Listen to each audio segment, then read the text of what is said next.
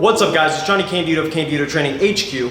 I posted a Q&A on Instagram, so follow me on there. I'll put a link in the description just in case you're not already, and that's going to be where all Q&A posts will be in the future. So the first question, let's just get right into it, is what would you recommend for someone to do when their sumo is strong off the floor but crappy at lockout? Now I actually know this person, Nathaniel. I know he squats 600 pounds for example, and I'll show you he does not pull with a rounded back. And I actually think that this is way more common than people give credit. There are a lot of top level lifters like Mr. Deadlift, as he's known on Instagram, in the IPF, the Polish lifter. Calgary Barbell even has had some pulls where he misses lockout even though he has a phenomenal starting position, back position, I think, on nearly every pull. And then another example, Yuri Belkin, there were times where he would miss at lockout. So all these guys have had lockout issues before, and I would definitely not say that they always miss at lockout. But the point is, it's not a given that if you have a great starting, I mean, these are some of the best starting positions in all of powerlifting, and they, every now and then, they'll have issues. I think the first step would be to grip at the start of the knurling. You can see here that Nathaniel he grips it partially on the smooth. So at that point, I think it should just be a given that if you have any issues, you should grip at the start of the knurling at the very least. If not, some people like Tim Thibodeau grip even wider than that because he kept having issues. And now recently he pulled like 660 in a meet in the USAPL, and he's pulled 700 with a deadlift bar. So made huge progress from that. So that actually extends to a point I want to make here broadly, that I actually don't agree with the general rule of starting with vertical arms for the sumo deadlift. Okay, a good drill I think for beginners to do to just figure out just how much asymmetry you're going to have to tolerate is to deadlift with the double underhand grip with the bar and with your stance width. So, for example, at the start of knurling, this is relatively simple to handle. You see how this is vertical arms, and this is near toes touching plates. Relatively normal style, and this is a very awkward position, and the bar is very pushed out. So from there, you can kind of see, okay, how much can you tolerate? Can you tolerate out here? Maybe. Maybe you can tolerate semi-sumo with a lot on the smooth. Yeah, that's not too bad.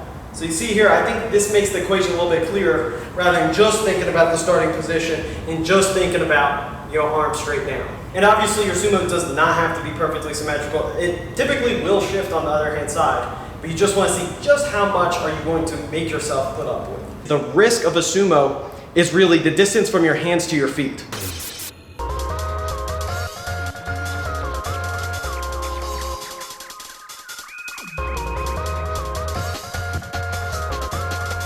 The next step will be to lock the knees sooner. So you can see he actually locks the knees extremely late. And this was what I did. So this is exactly the same progression that I went through because I gripped too narrow, then I moved my grip out. Then even gripping at the start of the knurling with a narrow sumo, with a neutral back, relatively safe style, I would still have issues with the bar getting kicked out. And that's because you could see I had the same pattern here where I delayed the knee lockout and I really scooped under the weight and kept the knees forward for too long.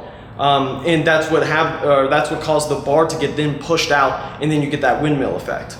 So you want to move your legs outside of the way, your arm crosses over, and again, if you grip a little bit wider, this will happen a little bit sooner, which will then make the lockout a little bit easier. One of the drills that I used personally to get my knee lockout down, because it was very unintuitive to me, it was very unnatural, was to do 3 reps to just knee lockout. Not locking the shoulders back, intentionally thinking about keeping the back angle the same and not getting fully upright.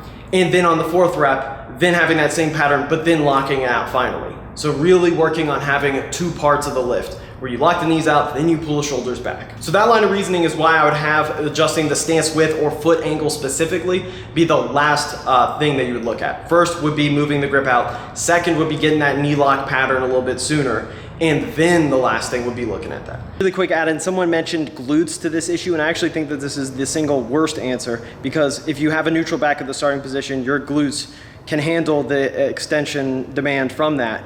And at the top of a sumo, if you extend your glutes really purely forward, a lot of times then you push the bar out forward. So I actually think glutes from the starting position in quads, but then at lockout, I think about locking the knees and then pulling the back and not thinking about glutes. I think that's one of the reasons why Russians have that more head up position, to extend and really to move their spine around the bar and shoulders back around the bar without pushing the bar forward. Who do you think will win the 83s at Worlds, Gibbs or Russ? Russ. Now I do think this will be close, so it's definitely not a given. But I want you to come back to this video after Worlds and see how correct I am, because I think I got this. I think Russ is gonna squat 694, he's gonna bench 435, and as long as the deadlift is 711 to 722, he'll win. I think he'll be able to pull that off. His deadlift's been really strong. I think the only variable that I'm not so sure about is his grip, since he grips really low in the hand, and there have been previous Worlds where there was issues with chalk, just little stuff like that. So if there's just any smaller issue, or the fact that he has such big quads and grinding in a competition, I don't think is something he's done just yet. That's one of the variables where I could see that getting a little dicey, but as long as he pulls that off, I definitely think he has the strength for it, and his deadlift looks phenomenal in training right now, and he's had no snaps. And of course, it'll take a lot to beat Gibbs, and I think that bench press difference is going to be tough to overcome. But again, I think that 694 squat will be key, because I think he'll have a little bit left in the tank, but Joey is of course really smart with how he picks where the spots where they want to push it, and he knows that if the third squat's missed, the meet's over because of the bench press. So I definitely think 694 with 5 kilos in the tank will be what we'll see, but we'll see. Sumo tips for freaky femured lifters. I'm 6 feet, 95% of that height is leg. Someone comments, simple, pull conventional. And what's funny is he says, you're right, that would make my femur shorter, sarcastically. And ironically, I agree with that commenter. I agree with the first guy who said pull conventional.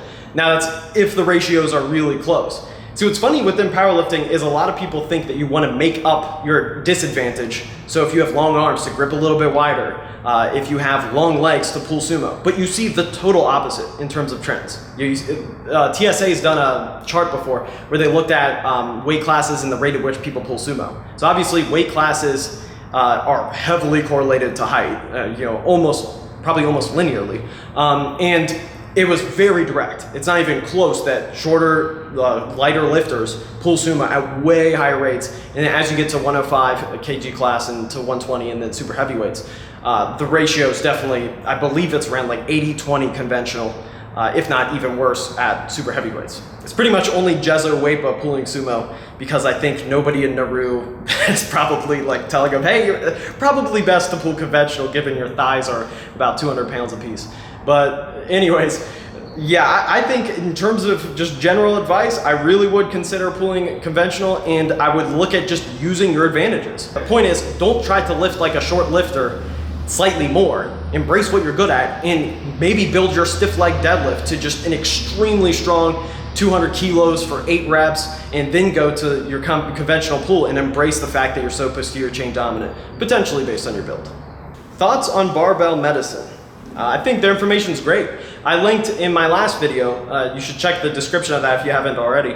I linked their crepitus article, which, if you're not aware, crepitus is basically when you have popping or crackling joints. Like if, for example, if you squat and your knee clicks. They have an article, and it's by Austin of Barbell Medicine, and it's really specific. So personally, I love information that's as specific as possible on something that I don't know. I like that a lot more than just broad principles, because at some point, you hear the same themes from especially a lot of YouTubers of kind of the same thing, like progressive overload is important, calorie deficit is important. So I really like that article went into the exact details of the study. It went to the main narrative of the article that you shouldn't worry about, but then it also brought up, okay, there are some side points to be made here specifically. I don't know if I would have squatted 550 low bar had it not been, I don't know if I'd say barbell medicine specifically, but definitely a lot of the pain science guys, because I even thought to myself, I was like, I don't know that I want to squat low bar. It definitely felt different. And there was a time in my recovery where 315 low bar felt uncomfortable, like felt really bad, to where I was just like, okay, you know what, that was just a stupid idea. And what's funny is I even told my friends, like, hey, my lifter friends, like, hey, I'm gonna squat low bar here. And they were even concerned. And they're informed too, well above average. They're informed as most of you guys are about lifting and everything. But it's so funny because you can be aware of pain science. You can be aware that, okay, herniated discs, for example, aren't perfectly related to pain and all that. But to actually do it, to just say, you know what, I've been fine, I squat 525, I've worked damn near 2 years to get to this point with no pain. And yeah, I'm gonna squat low bar, because I would imagine myself, like, what argument would I make that I shouldn't squat low bar? And would that stand the test? if guys like Barbell Medicine were arguing against me. And I was like, I don't think I'd win that argument. So it did help motivate me. And after the first few days, low bar felt a lot different on my body, even more so than I would expect, given low bar and high bar activation aren't actually that different. It's relatively minor. But it felt way different the first day, way different the whole first week, but I stuck with it and I was just like, okay, I believe in this. I'm not gonna be one who's just gonna believe stuff with no evidence to back it. Also with Barbell Medicine, I kid you not, I've linked my dad to it because he has degenerative joints that they found through imaging. And again, it's the same situation where now he's being recommended surgery, even though he hasn't been active through a lot of ranges of motion relatively consistently. So it's more of that like all or nothing, just like running, knees hurt, nothing, then it's a problem, then the imaging, then the fear. So you definitely see how pervasive that is. Why has natty lifting numbers spiked so much the past few years? Population. How do you contend with growing older, possibly having reached an ultimate max total, and thus never reaching the same weights? I don't contend with that at all. To be as real as possible with you, like that is, truly not even on the list of things that I care about at all. You have to live in the moment. It's almost as if you ask someone who's eating a cheesecake, are you worried that you already had the best tasting bite? It's like, no. And if I thought about that, the other bites probably wouldn't taste so good. Like, it's almost like intentionally psyching yourself out of a hobby that is one of the most fun aspects of life. It's like most things, if you worry about it too much, is by the time you reach that point, the equation will be so much different that you realize you've wasted time worrying about it. It's like if you're 20 and you're worried if you'll ever get married, and then by the time you're 25, you find someone that, it clicks, and then everything might just go from there. Or if you, I know when I was religious, I would worry about the fact that heaven's forever and obsess about that, and I would only believe in it. So it's like, that was a waste of time. Just let yourself evolve, let yourself learn new things or opinions. I'm not gonna pretend like that's a clear-cut evolution, because I don't wanna impose my beliefs like that. But I'm just saying that you change as a person. I'm gonna be a dad before my total goes down, most likely. So how can I even relate to that person? I don't know. What is actually funny, by the way, is my dad, his bench peak was when he was 44, because he did gain so much weight. He's my height and he weighed 296 and he benched 460. So if you really want to do stuff like that, you can do that. Now, I probably wouldn't do that. I think that's a little bit extreme. But again, if you care about something, you can just go as hard as you want for it in a sport like powerlifting, where realistically, you have a big window. What's interesting is there was actually a study where they looked at the peak age for bench press. Now this did include single ply lifters, so that is a huge variable. Obviously that's gonna take more skill. So the single ply bench peak, according to this data from 2012 to 2016 over the USAPL, they found that 44 was the peak. It's kind of funny because my dad did peak at 44. So it kind of makes sense there, but I looked at something a little bit more in depth, and this makes a lot of sense. So I wrote this down. If you look at open powerlifting and sort through the USAPL, which actually has deeper talent than if you sort by IPF, because IPF only counts international competition. So if you look at 74 kilogram weight class, 5 out of the top 50 are over 30. So that's pretty small, and that actually is surprising. And again, that is telling to how new powerlifting is and just how much higher the peak will go.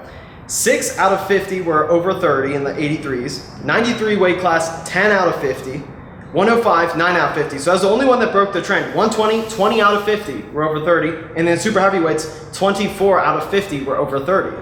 So again, that goes to show you my basic point. It's kind of funny though that it plays out almost linearly, perfectly. That if you want to just keep gaining weight, you could keep gaining strength as you get older. Taylor Atwood, he's actually probably the best example for myself because he's 4 years older than me. And he has increased his total dramatically every single year. Even just this past year, it's just increased at a tremendous rate. So if anything, I think a lot of guys are inspiring to me to think that I should expect higher. I'm 27, I would say probably have a solid 7 years of going as hard as I want, or as hard as life permits. And then, realistically, it'll just depend on what the situation is. I'm not even sure that I necessarily would want to bench 6 days a week, which is the best for me now. It gives me the best results.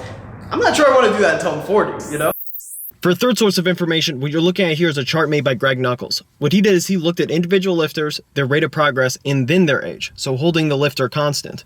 This is a far more practical data analysis, and what he found was really shocking, that the median rate of progress across all age groups was positive, all the way up to 70 plus years old. So this goes to show that you're not likely to reach this genetic ceiling that's actualized, and you are far more likely to simply make lifestyle choices that move you away from the sport.